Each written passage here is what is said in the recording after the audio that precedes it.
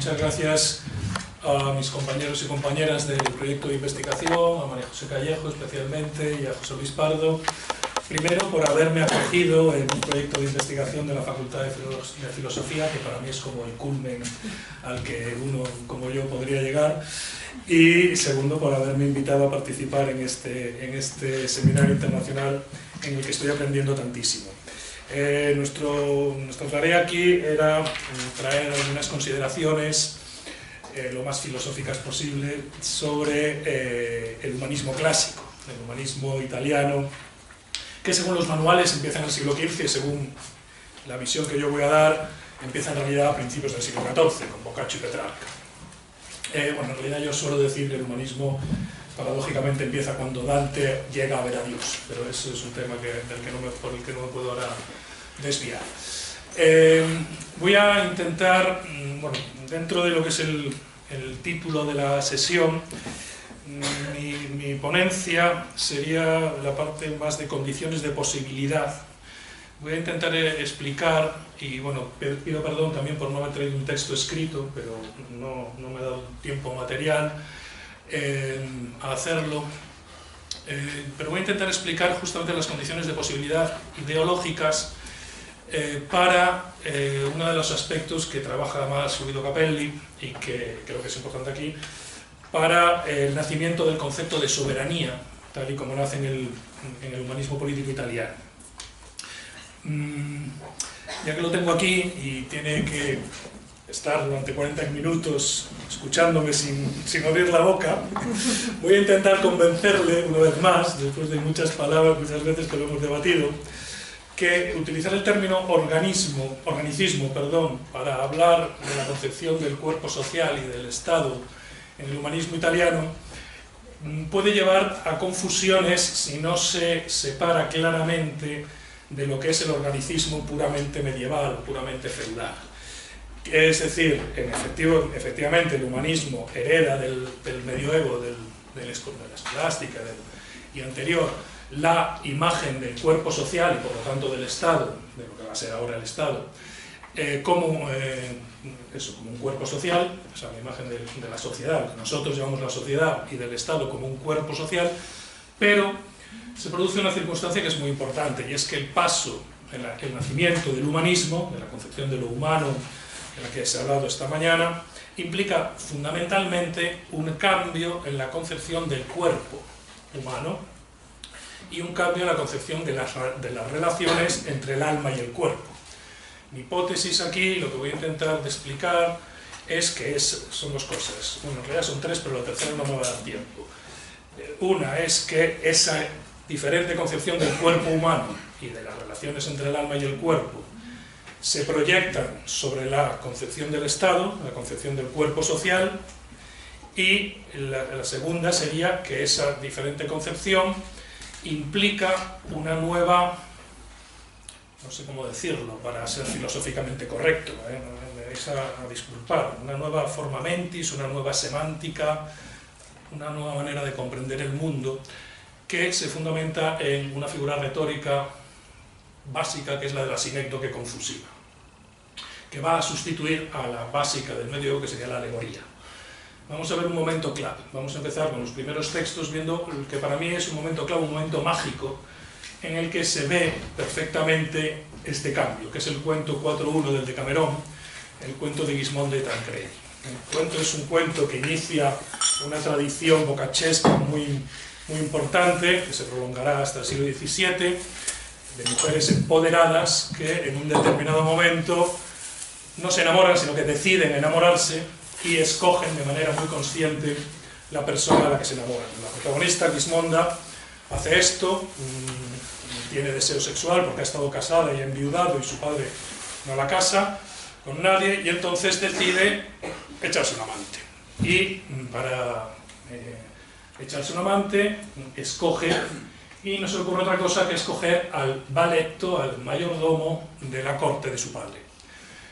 Entonces, bueno, después de una peripecia que a lo mejor luego repasamos, el caso es que el padre, que es un tipo un poco morboso, se mete en la estancia, en la cámara, y los contempla haciendo el amor, escondido detrás de una cortina, y entonces decide matar al matar al mayordomo y va a hablar con ella.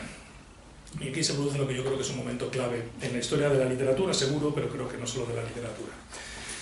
Claro, la diferencia se ha debatido mucho acerca de las razones de esto, pero lo que se produce en ese momento es un contraste, un conflicto, no tanto un conflicto intergeneracional, no tanto un conflicto desde mi punto de vista entre hombre y mujer, como se ha dicho, sino un conflicto entre el padre, que es un señor feudal, y por lo tanto está viendo el mundo desde un punto de vista feudal, y la hija, que ya no pertenece a la concepción del mundo feudal, y ve las cosas desde lo que yo llamo la ideología del alma bella, que ya había empezado con Dante y con Bonizelli, y por lo tanto no responde lo que el padre pretendía. El padre, lógicamente, va allí a buscar de la hija un discurso de arrepentimiento. Un discurso básicamente feudal, en la que la hija le diga: padre, soy mujer, soy débil, me he dejado llevar por las tentaciones de la carne, me arrepiento, perdóname. Eso es lo que el padre está esperando, porque el padre está deseando perdonarla. Y sin embargo, la hija, de una manera admirable, desde mi punto de vista, admirable literariamente, quiero decir, le responde con lo que se llama en retórica un discurso epidíctico, un discurso en el cual va a marcar claramente los principios ideológicos, los principios fundamentales de su comportamiento.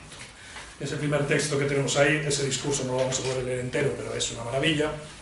Tancredo: ni a negar ni a suplicar estoy dispuesta, porque ni lo uno me valdría, ni lo otro quiero que me valga, y además de esto, de ningún modo entiendo que me favorezcan tu benevolencia y tu amor, sino la verdad confesando, primero defender mi fama con razones verdaderas, y luego con las obras seguir firmemente la grandeza de mi ánimo.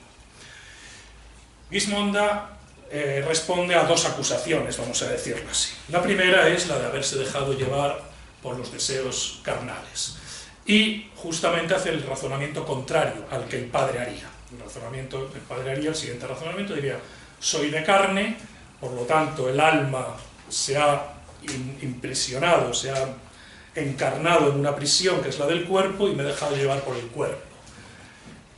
Gismonda utiliza el concepto clave, la noción clave del mundo feudal, que es la noción de carne.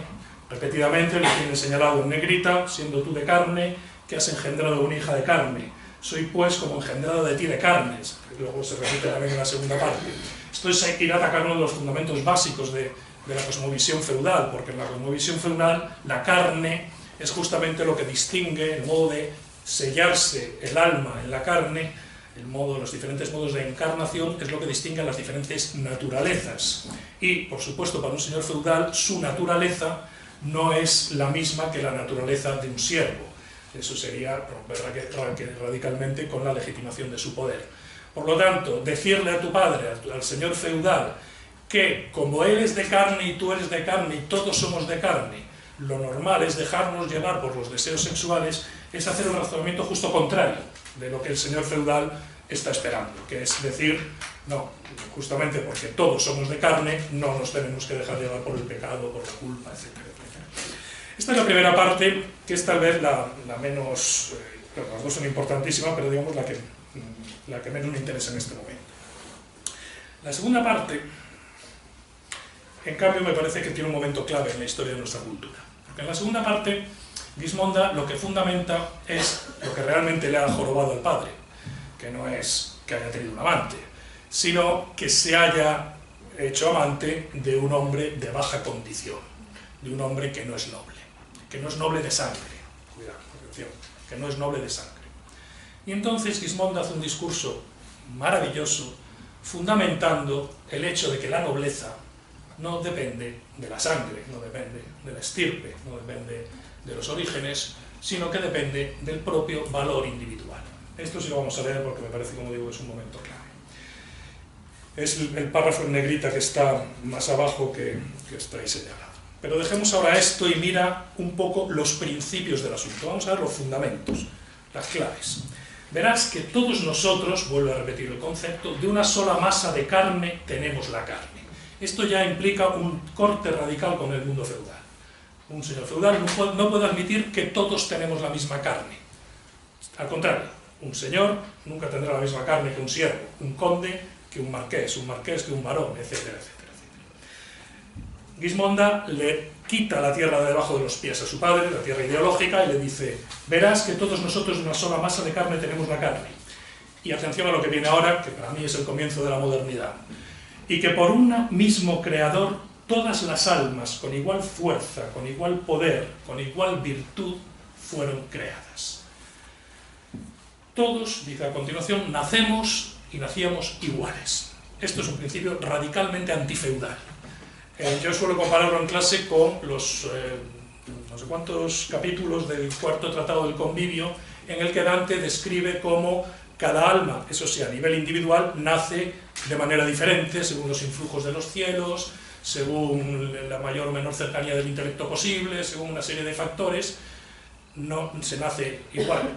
Esto es un principio básico. Cuando Gismonda establece que todos los hombres nacen iguales, con las mismas potencias, hoy diríamos las mismas capacidades, las mismas habilidades, la misma virtud, es decir, Dios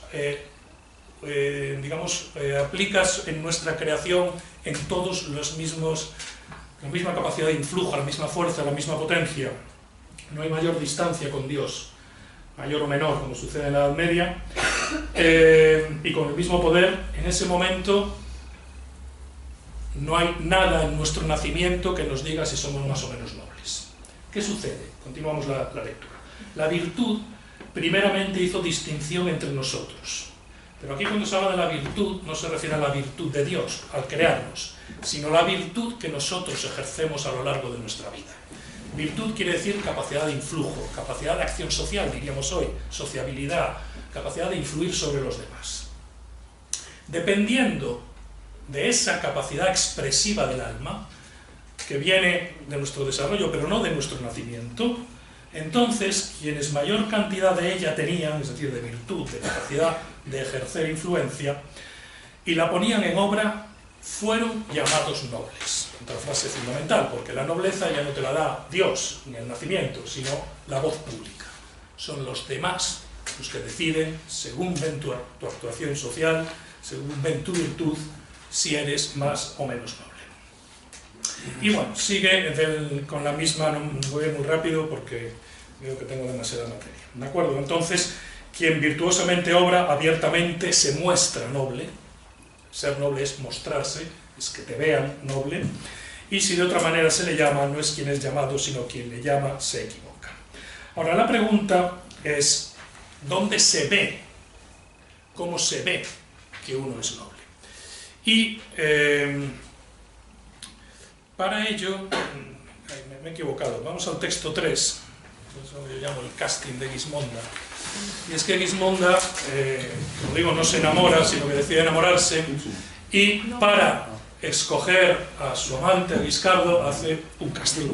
Lo que hoy llamamos un casting. Va viendo a todos los nobles de la corte y hasta que decide cuál es el que le gusta para fundirse con él sexual y anímicamente, que es lo mismo.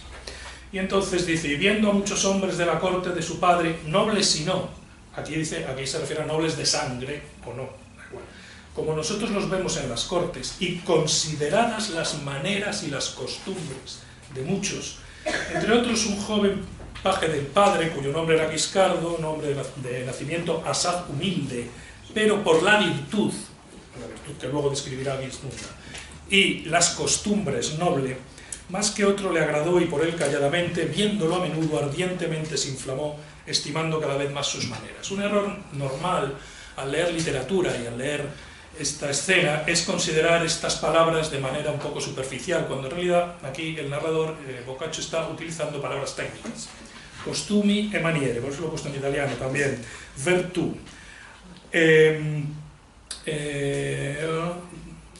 Fieramente s'accese, es encenderse en amor, es una descripción técnica de cómo el alma vibra y enciende el cuerpo. Entonces, lo que me interesa destacar aquí es que la manera de ver que una persona es noble de alma, tiene un alma expresiva, un alma capaz de ejercer la virtud, es solamente y únicamente viéndolo a través de su cuerpo. En sus costumbres y maneras, que son dos palabras técnicas, especialmente maneras, que implica el modo físico de moverte. Gismonda mira a Guiscardo, ve cómo se mueve y cómo habla, esa es una palabra, otro elemento fundamental, y solamente de ver cómo se mueve físicamente y cómo habla y la presencia física que tiene, comprende que es una persona virtuosa en sentido técnico, que es una persona pues, con una potente personalidad capaz de ejercer virtud, de tener una socialmente legítimo, ¿no?, para ejercer un influjo. Esto implica una cosa fundamental desde mi punto de vista. Implica algo que rompe el medioevo, y es que entre el alma y el cuerpo no hay distancia. En el medioevo, en diferentes formulaciones más platónicas, más aristotélicas, me da igual, la diferencia es que aunque la forma sustancial, el alma, estaba sellada sustancialmente en el cuerpo, según el planteamiento aristotélico, según el planteamiento tomista, sin embargo había un abismo ontológico entre el alma y el cuerpo, entre Dios y el mundo, que es lo que produce el misterio de la encarnación. Sin esa distancia infinita, sin ese abismo ontológico, no habría misterio. Lo que ha sucedido aquí, y a partir de aquí, en todo lo que se llama el humanismo y el renacimiento, es que la distancia entre el alma y el cuerpo ha desaparecido. El alma está impregnada en el cuerpo. El cuerpo es un cuerpo animado. Y esto va a producir, desde mi punto de vista, una concepción completamente distinta del cuerpo, de las relaciones de todo tipo humanas, pero también del cuerpo social. Para entenderlo, vamos al texto 2, para seguir profundizando un poquillo en ello. Vamos al texto 2. Sí. En el texto 2, el Consuelo de Gismonda es un texto clave. Es un texto clave también desde el punto de vista de la literatura, de la concepción de la literatura, pero sobre eso no me puedo detener mucho. Es un texto clave porque este cuento se produce justo después de una pausa en las giornate, en las jornadas del Decamerón, en las que, no por casualidad, Boccaccio, respondiendo a los críticos que desde una perspectiva más feudal critican sus narraciones porque no tienen moraleja, básicamente, él les dice que la función de la literatura es consolarse. Utiliza este concepto clave, consuelo, que es el que da título al libro. La consolación, que es importante, ahora vamos a ver. Entonces, una vez que ha matado a Guiscardo, Tancredi le hace mandar a la hija el corazón, una escena muy medieval, el corazón que, como todos mis alumnos saben, hasta la saciedad es la sede del alma sensitiva, no es una cosa etérea y espiritual, no, es el origen de la carne y de los espíritus. Entonces se lo manda en una copa de oro. Y le dice las palabras que veis ahí en el primer párrafo, que ven ahí en el primer párrafo en negrita. Tu padre te envía esto para consolarte con lo que más amas, como le has consolado tú con el que más amaba. Entonces Gismonda responde de una manera muy orgullosa y cínica, diciendo, muy bien, de acuerdo, muchas gracias, agradezco mucho a mi padre porque efectivamente me voy a consolar. Y para consolarse, coge esto, y como se ve ahí en el segundo párrafo, dicho esto, acercándoselo a la boca, el corazón, lo besó y después dijo, en todas las cosas y hasta en este extremo de mi vida he encontrado tiernísimo el amor de mi padre, que mi padre me tiene, pero ahora más que nunca, y por ello las últimas gracias que debo darle ahora por tan gran presente de mi parte le darás. Está hablando al mensajero que le ha traído el corazón. Dicho esto, mirando la copa que tenía abrazada, o sea, la copa con el corazón dentro, mirando el corazón, dijo, ¡ay, dulcísimo albergue de todos mis placeres! Se está dirigiendo al corazón, ¿de acuerdo?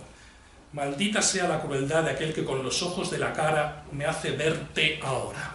Y luego repite, tú has cumplido ya tu carrera y te has liberado de la que te concedió la fortuna, llegado hasta el final, y de tu mismo enemigo, puesto en negrita los tus. Haré que mi alma se una a la que rigiéndola tú con tanto amor guardaste. Esto, los manuales, en fin, los comentarios y todo, dicen, bueno, es una personificación, pero en realidad esa personificación es una concepción muy curiosa, porque lo que está haciendo Gismonda para consolarse es hablarle al corazón como si el corazón fuera Guiscardo, como si el corazón fuera Guiscardo. ¿Cuál es la diferencia? Esto es muy divertido. Tancredi, cuando utiliza el término consolar, lo utiliza en sentido feudal, que es la consolatio, en sentido feudal, es la consolatio philosophia de Boecio, es decir, llegar a través de una reflexión racional a darse cuenta de que las cosas del mundo son todas vanidad, el contentum mundi, ¿no? Y que al fin y al cabo no te tienes por qué tomar muy en serio ni el amor, y por supuesto las cosas del cuerpo, etcétera, etcétera, porque vanitas vanitatis et omnia vanitum, date cuenta, consuélate. Consolarse quiere decir eso, tomar una distancia, un desapego con las cosas del mundo, porque en realidad las cosas importantes son las del más allá. Esto es lo que Tancredi está esperando, que razone su hija. De nuevo hay una divergencia discursiva, razonable, en la concepción de la razón, pero además hay una diferencia semántica, porque con el corazón lo que Tancredi le está poniendo delante a su hija es una alegoría, es lo que técnicamente es una alegoría, es decir, algo que está por otra cosa, algo que está por el alma sensitiva y que te hace razonar que las cosas del mundo no son tan importantes. Y sin embargo, Gismonda lo que ve en el corazón es un alma viva. El corazón está vivo. Le habla al corazón como si realmente tuviese delante el cuerpo de Guiscardo. Y continúa diciendo, estoy segura, dice, de que el alma de Guiscardo está todavía aquí dentro, es decir, en el corazón. Por eso le habla al corazón como si fuera Guiscardo, porque ella considera que en el corazón está el alma de Guiscardo. Y ella ya no hace distinción entre alma sensitiva, alma intelectual, alma vegetativa, no, el alma en su conjunto está dentro del corazón. Y no solo está, sino que está viva. Mira los lugares de sus deleites y los míos, porque están en su cuarto, están donde tenía las relaciones sexuales, ¿no? Y como quien estoy segura de que sigue amándome, espera a la mía, por la cual sumamente es amada. Espera mi alma, es decir, esperan fundirse las dos almas en el más allá, porque ella luego se va a suicidar. Y dicho esto, no de otra manera que si una fuente en la cabeza tuviese, sin hacer ningún mujeril alboroto, inclinándose sobre la copa, llorando empezó a verter tantas lágrimas que admirable cosa era de ver, besando infinitas veces el muerto corazón. ¿Qué es lo que está sucediendo aquí? ¿Qué es lo que hay que considerar para entender realmente esta escena? Lo que hay que considerar es que el corazón es lo que un crítico italiano, que no se daba cuenta de lo que estaba diciendo, pero estaba diciendo una cosa muy importante, llama una sinécdoque confusiva. ¿Qué es una sinécdoque confusiva? Una sinécdoque es, como todo el mundo sabe, un tipo de metonimia que es la parte por el todo, ¿no? La cabeza de ganado, eso, ¿no? Una sinécdoque confusiva es una sinécdoque en la cual no solo es la parte por el todo, sino que el todo está en la parte. Un concepto un poco difícil de entender en la tradición occidental, pero no tanto en la tradición oriental. Por lo tanto, el corazón no es ya una alegoría para ella, sino que es, por el contrario, el receptáculo que tiene toda el alma de Guiscardo allí contenida. Por eso ella llora sobre el corazón. ¿Por qué?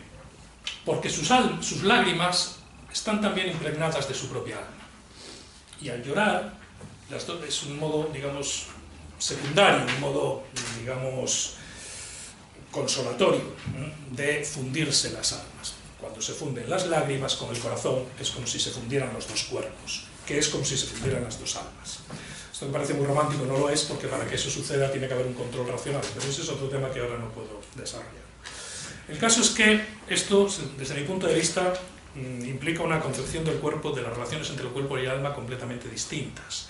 El alma no está sellada en la materia, el alma está impregnada en la materia. Aldana, un poeta español de sí, dirá como esponja al agua, como esponja al agua. Como el agua está en una esponja, así el alma está empapada en la materia, en el cuerpo. Por lo tanto, el cuerpo no es un obstáculo que hay que salvar, que hay que eliminar, que hay que suprimir para llegar a lo auténticamente importante, que es el alma, que es el más allá, sino que es algo indisociable, inseparable. No puedes utilizar la razón como se hace en una alegoría para llegar al alma, sino que está impregnado en el propio cuerpo. El cuerpo es un concentrado de alma, es un concentrado de vibraciones anímicas. Ahora lo vamos a ver. Esto, por supuesto, provoca una distinta semántica, una distinta manera de comprender los signos, porque al fin y al cabo es de eso de lo que estamos hablando. ¿Cómo se ve en el texto 4?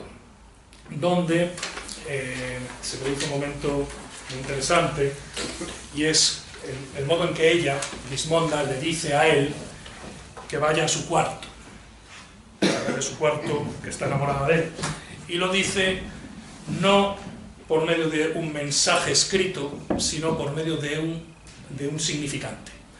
Ella le da, en vez de decirle estoy enamorada de ti, vente para, le dice, le mete el modo de entrar en su cuarto, se lo mete en una caña, en un símbolo fálico, que tiene una raja hendida, y le dice, sopla por ahí, dile a tu criada que sople por ahí para encender el fuego.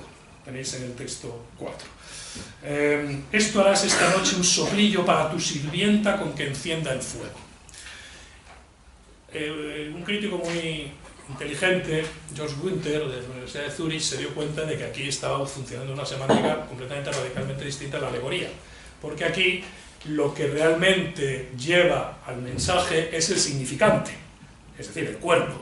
El cuerpo es el propio mensaje, como está escrito en el texto que tenéis a continuación, o sea, en el mismo texto 4, pero en los siguientes párrafos. Ella misma es el primer mensaje. Es como si el significante cuerpo de la palabra constituyese un mensaje no menos importante que el representado por el significante espíritu.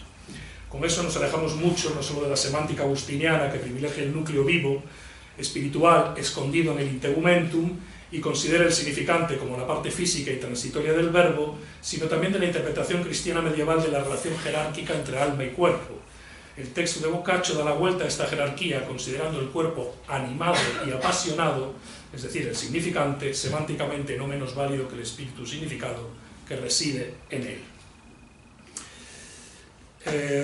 Hay otro momento también muy divertido en la novela, y es que cuando Guiscardo va al cuarto de Gismonda, sucede que justo cuando van a hacer la relación amorosa, tener la relación amorosa, la relación sexual, la relación no la cuenta. Todo el mundo dice, bueno, lógico, no.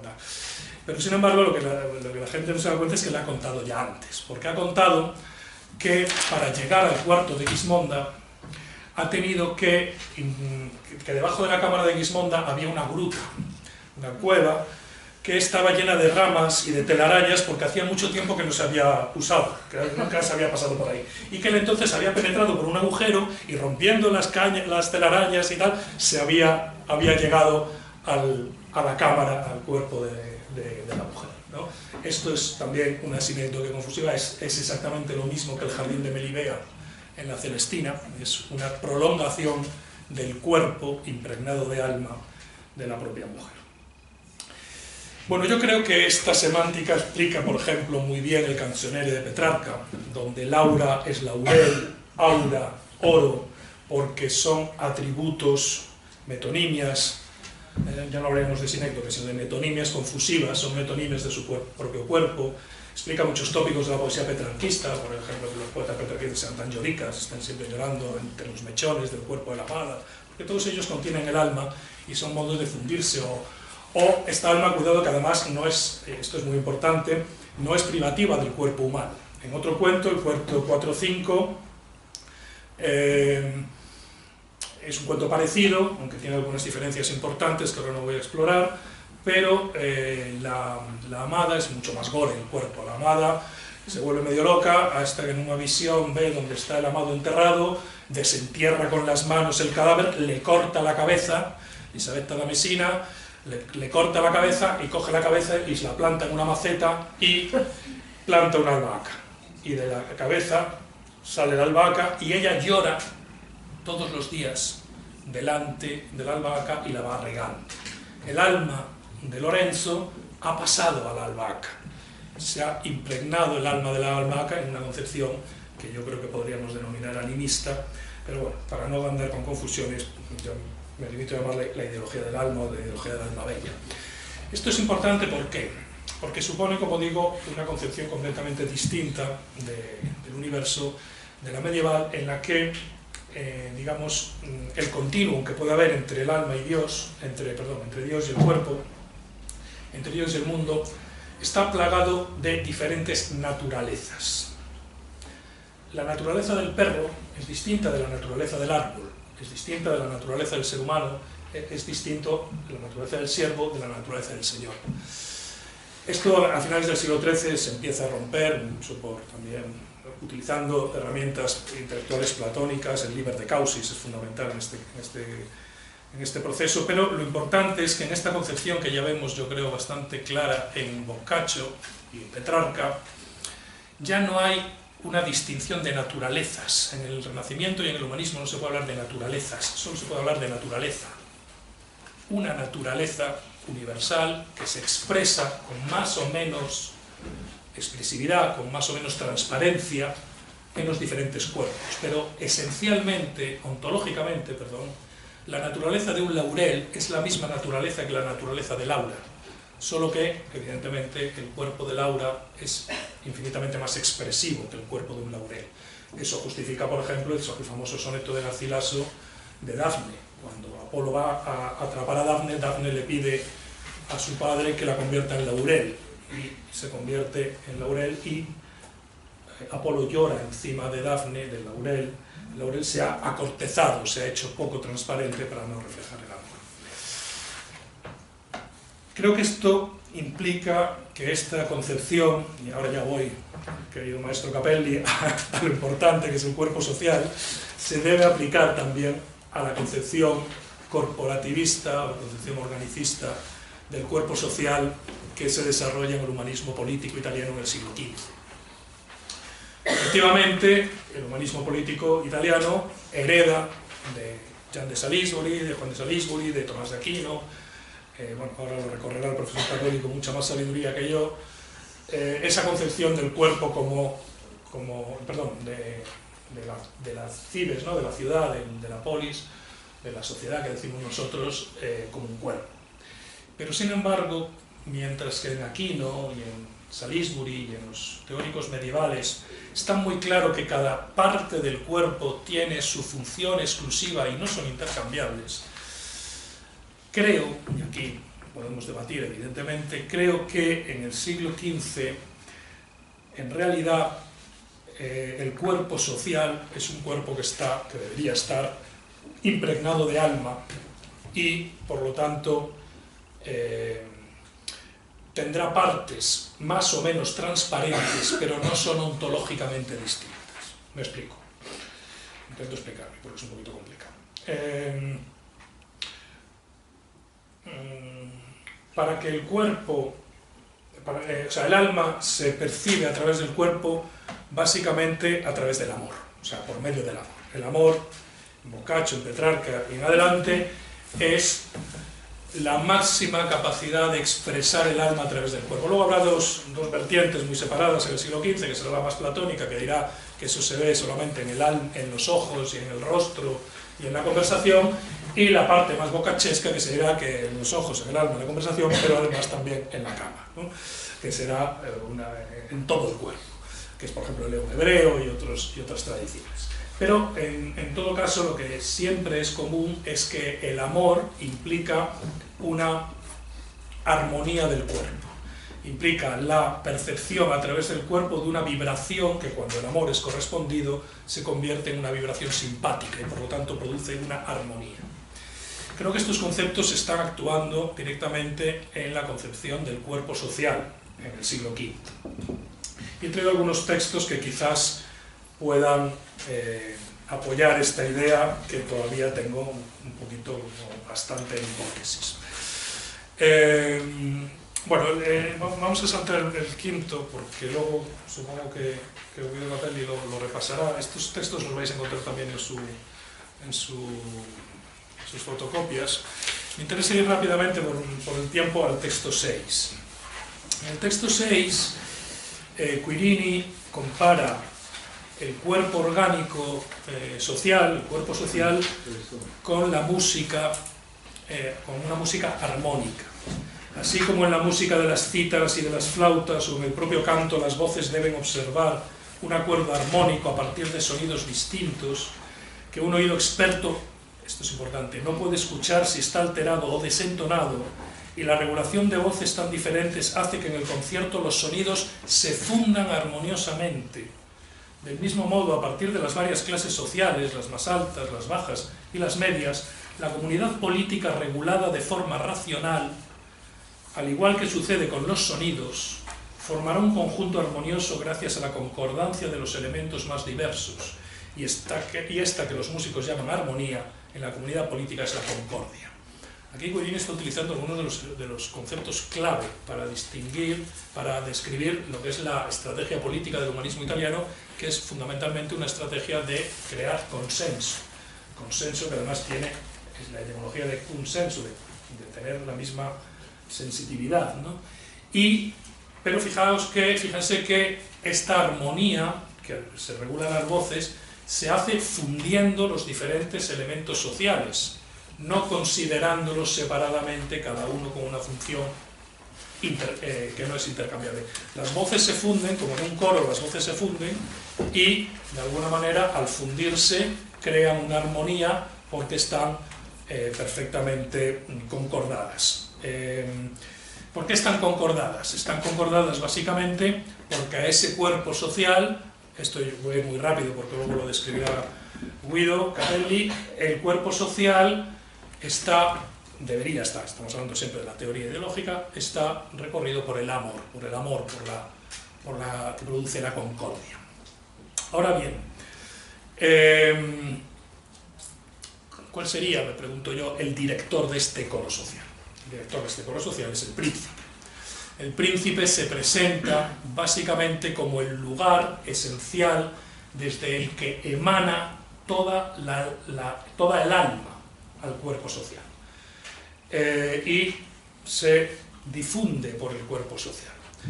El príncipe, y esta es la teoría con la que quiero terminar, la hipótesis que quiero plantearle al profesor, que me dirá, esto es una tontería enorme o no, es la sinécdoque confusiva por excelencia del cuerpo social. Es el lugar donde se concentra el alma de todo el cuerpo social y desde la que se difunde por todas las partes de ese cuerpo. Esa alma es la ley consuetudinaria, hay que decir en el humanismo, no tanto la ley escrita, porque el humanismo plantea una concepción política que parte de la nada, o sea, parte de la no legitimidad histórica, y no puede partir de Dios. Entonces, en el texto 7, que es una mezcla de cosas, están las claves finales de lo que yo quería llegar, ¿no? En comparación con el cuerpo humano que hemos visto. Porque el príncipe se plantea en el humanismo como esa clave de bóveda que sujeta todo el cuerpo social. Es el ejemplo vivo, que debe ser imitado y del cual se hacen partícipes los súbditos. Es muy importante porque no es que el príncipe sea esto yo siempre lo indico muy fuerte porque hay que entenderlo muy bien. El príncipe humanista no es un representante en absoluto. El concepto de representación no funciona todavía, porque no hay distancia entre el alma y el cuerpo. No es un representante, es del que emana la vida social, de la que se hacen partícipes los súbditos. Y la definición clave, desde mi punto de vista, que del humanismo italiano, que lo toma de la media, que eso es verdad, del príncipe, es que el príncipe es la ley animada, es decir, la ley hecha alma. Insisto, la ley consuetudinaria, la ley hecha alma del cuerpo social, que después se difunde por todo el cuerpo social. Se utilizan algunos términos medievales como participatio o imitatio o exemplum, pero se usan otros que son puramente humanistas y mucho más significativos desde mi punto de vista, como es la diffusio y la emanatio. Del príncipe se difunde, se emana la ley a todos los miembros del cuerpo social que la reciben armónicamente. Por supuesto, si el príncipe es príncipe y no un tirano, que es de esto nos hablará, supongo, Guido Capelli. Hay diferentes manifestaciones. El príncipe es el animatum ius, el derecho animado, y esta ley debe ser, otro concepto clave, no me voy a entretener ya mucho porque hablaré del más. La ley básicamente busca la concordia, es decir, la equidad, el hecho de que todas las partes del cuerpo funcionen armónicamente. Bueno, me paro aquí. Solamente quería señalar, para ponerlo un poco en relación con lo que hemos hablado esta mañana, o con lo que estamos hablando en el proyecto, una cosa que me parece interesante, y es que la crisis del concepto de representación que ha producido la posmodernidad, o como lo queramos llamar, la crisis del concepto de representación que hay desde los años 70 hasta nuestros días, implica curiosamente que tendamos, o que se haya tendido a formas políticas parecidas en este sentido, ¿de acuerdo?